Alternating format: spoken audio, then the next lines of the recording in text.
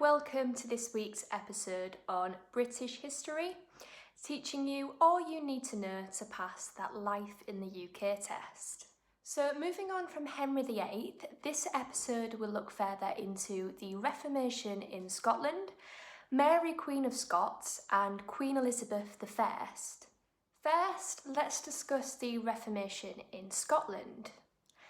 As we found out last week, the Protestant Reformation began to take course in England, Scotland and Wales in the 16th century.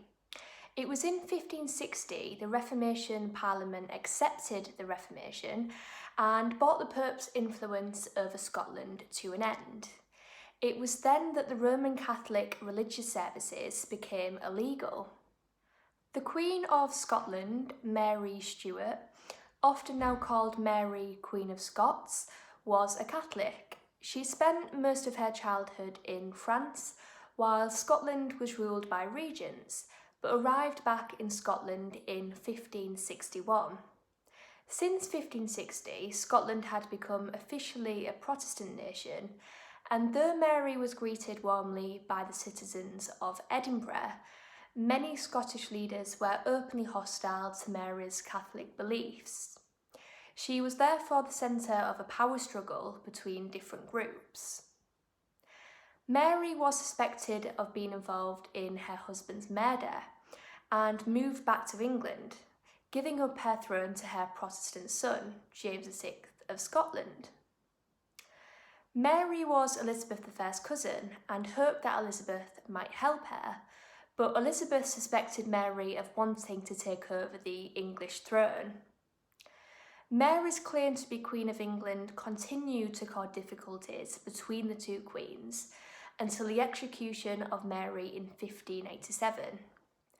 Now moving on to learning more about Queen Elizabeth I. Queen Elizabeth I was a Protestant, and she proved to be a very different ruler to her older half-sister Mary, who had dealt out harsh punishments to those who disagreed with her Catholic beliefs.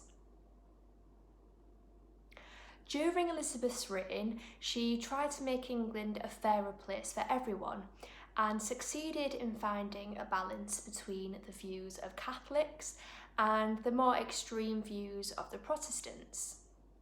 Because of this, she avoided any serious religious conflict within England. Thanks for tuning in to this week's episode on British history. I really hope this helped some of you get prepared for your Life in the UK test. So next week we'll be learning about William Shakespeare and how his work impacted the English language. So I'll see you all next week for another episode all about British history.